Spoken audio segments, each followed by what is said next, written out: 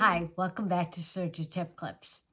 Today I'm going to show you a stitch that I've known about and thought about for a long time, but I've never really explored. And silly me, it is such a beautiful edge finish for a sheer fabric like a chiffon or a charmeuse. There are a lot of different uses for it. I could see it on silk scarves also. It's the Picot Stitch.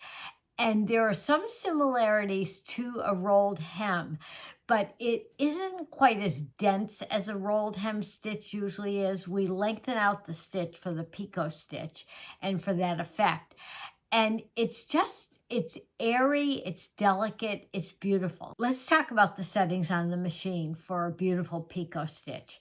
I'm on stitch number 30 on the L890.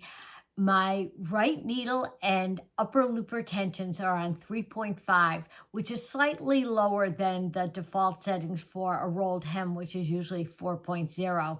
And the lower looper is set at 5.0. When I do a rolled hem, I like to crank up that lower loop retention higher to get a really nice roll on the fabric. I usually have my lower loop retention set on 7.0. So 5.0 is substantially lower.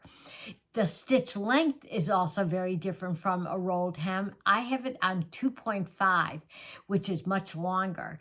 And because I'm working on such a lightweight fabric as chiffon, I have lowered my differential feed down to the lowest setting of 0.7. And what that's going to do is prevent any puckering or gathering on that lightweight fabric. So let's get stitching. A couple of other settings to note is that I have disengaged the stitch finger. It's on the rolled hem setting, so the stitch finger is pulled back. And my cutting width and stitch width is on 6.5. One other similarity to when I do a rolled hem, I do like to use a piece of wash away clear stabilizer on the top that eliminates any serger stubble from peeking through the stitches, and I think it just gives a nice even effect. So let's get this in under. The fabric is right side up also. That's another important thing. I've got the stabilizer on top, and I'm going to hold that thread chain till it gets going on the fabric itself.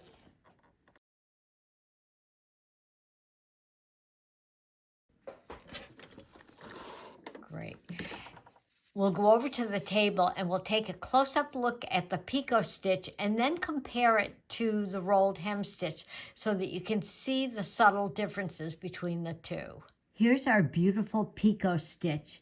You can see the stitch length is longer. There's more space between each stitch, giving it that lighter edge finish. And I think it's a little bit more flexible also than the rolled hem because of the longer stitch length. But also the edge is flat as compared to that slightly rounded edge that you see with a rolled hem, and that's why they call it that. So here is the stitch, and you might be able to see a little bit of the wash away stabilizer that I still had in there. I haven't taken it out. If you put a damp cloth over that and press it with your iron, that will disappear. So let's compare that to a traditional rolled hem. I'm going to put the Picot on top of it. You can see, let me just straighten out that edge. The Picot stitch, much more space between the stitches. The rolled hem stitch is much closer together. It's a little bit stiffer. I wouldn't call it stiff at all, but compared to the flexibility of the Picot stitch, this one is just a tiny hair stiffer, and that is due to the short stitch length. And there is that roll in the hem. I can feel it. I don't know if the camera will pick it up very easily or not. But just to give you a side-by-side comparison of the two, both are very beautiful. and it would really be up to you to select the one that you prefer. Could you use different threads with either one of these stitches? Absolutely.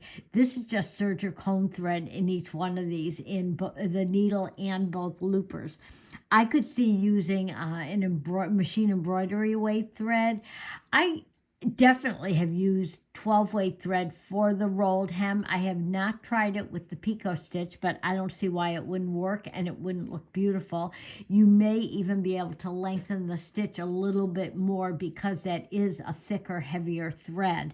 So you can experiment with that, definitely. I don't think I would go any heavier though than a 12 weight for either one of these stitches, simply because I think it would be an awful lot of thread thickness to be putting into very lightweight fabrics. So I hope you like both of them, and really it's kind of a toss-up of which one you'd like to use on your next project, but I'm really quite taken with the Picot Stitch. I like it a lot. Thanks for joining me today. I hope you'll try the Picot Stitch on an upcoming project. I think if I make something like a very floaty kimono jacket or even a tunic, I'll try this stitch for the edge finish. Happy sewing and serging.